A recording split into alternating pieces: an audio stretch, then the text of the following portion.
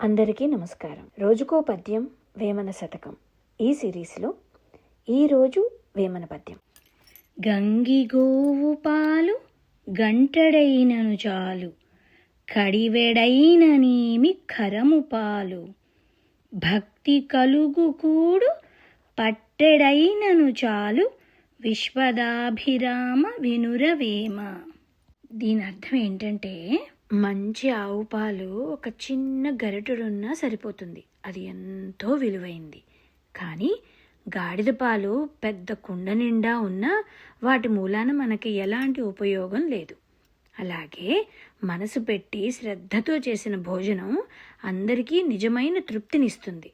కానీ మనుషుల్ని పట్టించుకోకుండా ఎంతో ఖర్చు పెట్టి విందులు పెట్టినా అవి మనసుకు తృప్తినిస్తాయా? ఇవ్వవు కదా. అందుకే ఏ పని చేసినా చిన్నదైనా పెద్దదైనా శ్రద్ధగా మనస్ఫూర్తిగా చెయ్యాలి అని వేమన గారు చెప్తున్నారు.